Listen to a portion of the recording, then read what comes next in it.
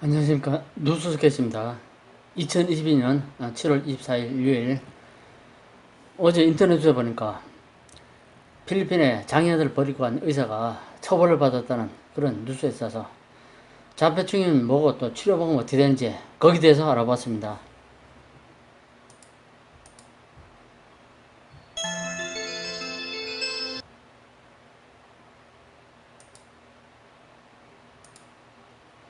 뉴스에 보니까 송 교사는 2018년 국민신고에 필리핀에 버려진 한국 아이라는 글을 올려 아이 부모를 찾아줄 것을 호소했고, 11월에는 주 필리핀 대사관도 아동 유기가 의심된다면 경찰에 수사를 의뢰했습니다.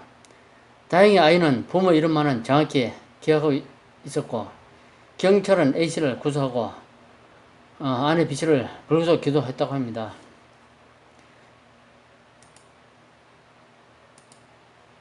그래서 자폐증의 원인, 치료, 방법 여러가지 대해서 알아봤습니다.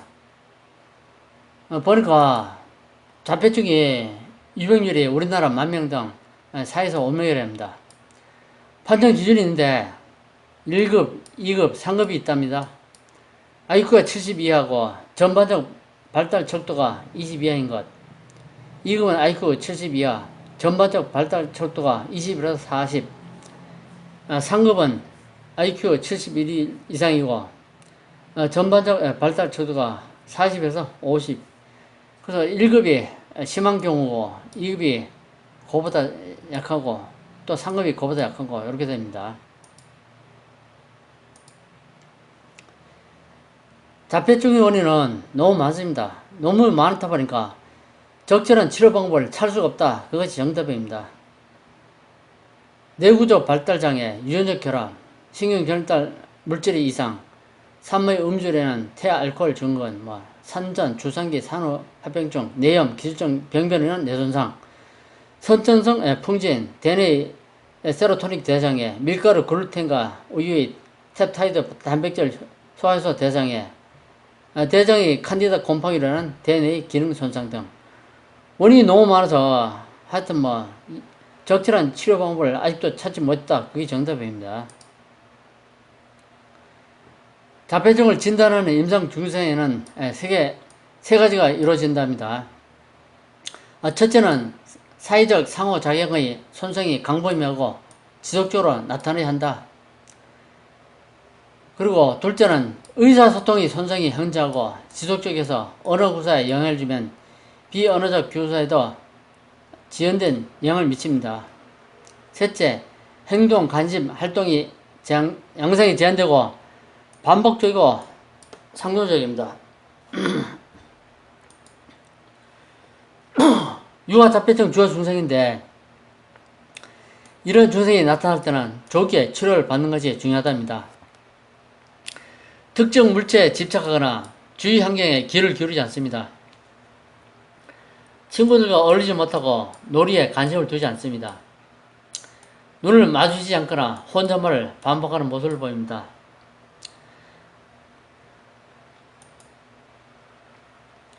영유아기 때 살펴볼 자폐 증상이 있습니다. 사회적 상호작용의 지연을 불러오는 자폐 증상에는 눈맞춤이 잘 안됩니다. 자극이나 소리에 반응을 하지 않습니다. 말하는 사람을 잘 쳐다보지 않습니다. 손가락을 쥐거나 웃음을 보이지 않고 표정이 없습니다. 이런 증상이 보인다면 빠른 시일 내에 자폐 치료를 받아야 됩니다. YTN 뉴스에서 캡처한 건데 자폐증 원리 규명에서 아연 분포가 균형이 중요하답니다. 자폐증 환자가 5년 새에 1.4배 늘었는데 어린이는 2.64배 증상을 보인답니다. 뇌 속 아연 분포에서 자폐증 원리를 발병 원리를 찾았다고 합니다. 아연 분포가 불균형하면 MMP 효소가 상승해서 신경세포 연결이 증가한답니다. 이 화면처럼.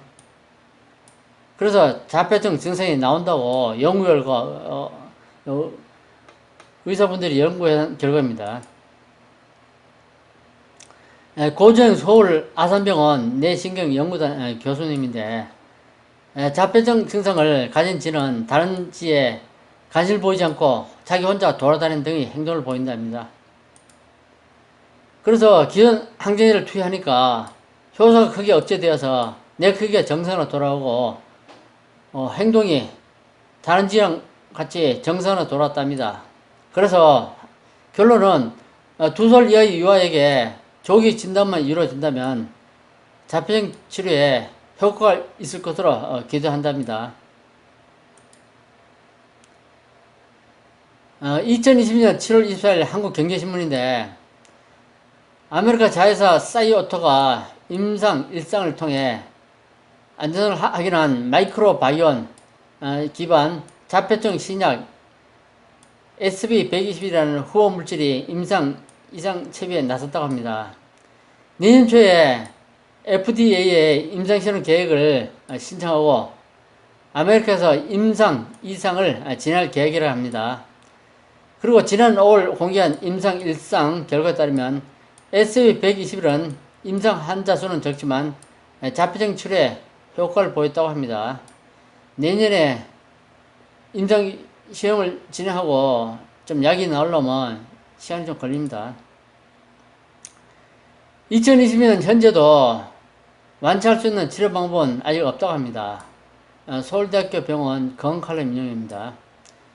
자폐 치료 방법이라는 건 완치할 수 있는 근본적인 치료 방법은 아직 없고, 원인과 증상에 따른 치료를 하여 자폐 증상을 최소시켜서 독립적인 생활을 하고 문제 행동을 줄여 사회 한 명의 구성으로서 원만하게 지낼 수 있도록 해준답니다.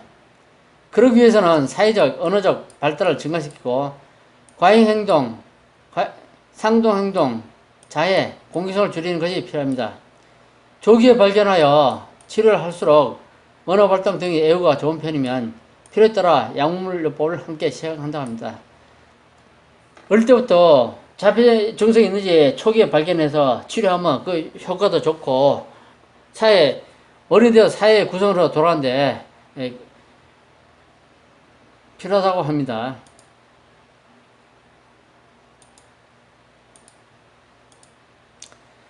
자폐증을 예방하는 방법은 아직 발견되지 않았답니다. 그러나 자폐증의 위험을 줄일 수 있는 몇 가지 방법이 있다고 합니다.